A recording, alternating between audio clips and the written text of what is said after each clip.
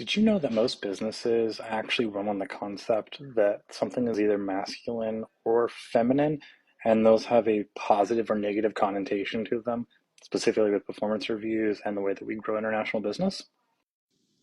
Most famous of these are the six cultural dimensions created by a man named Hofstede. They were kind of antiquated, and it was a failed attempt at someone trying to figure out how do I understand if a business could succeed with its operating model if it moves from, say, the US to grow into Singapore. That's actually not relevant to this, but what they did grow out of this was this notion that something could be masculine or feminine, and that those could carry a positive or negative connotation. This actually lives throughout the entirety of the way that we do performance reviews in modern business today. Problem with that, though, is that these are innately sexist performance settings, and they're defined by masculine or feminine by majority like white men that created this, right? Of course, it's written by a white man. So that's kind of problematic within itself. Interesting thing, though, is that Harvard Business Review recently published an article by some social psychologists who were actually talking about how toxic it is to have masculine versus feminine traits in the workplace, and how that actually opens the door for inequality as opposed to becoming a platform for equity. They've surmised that if we allow something to be bold and masculine or humble and feminine, that it actually gives a connotation that becomes negative.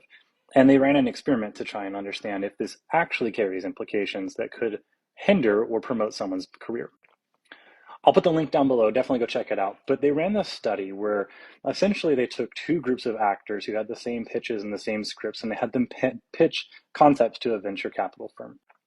The venture capitalists unanimously agreed essentially that the women's pitches were less believable and the men's had better data to support it or somehow was magically better. Mind you, they were the exact same pitches because this was a rigged setup and these were actors. What it does show us, though, is that the way at which we interact is innately broken because businesses run on very sexist constructs like you can be masculine or feminine in the way that you present yourself inside of, say, a meeting. If I'm maybe shy and reserved, I could be seen as feminine and possibly docile, right? And so as a man, I might be seen as incapable of moving forward in my career. Or as a woman, if I'm bold and I'm able to bring in information out of context, I might actually be seen as threatening or volatile and incapable of performing as a female because I'm outside of my gender norm.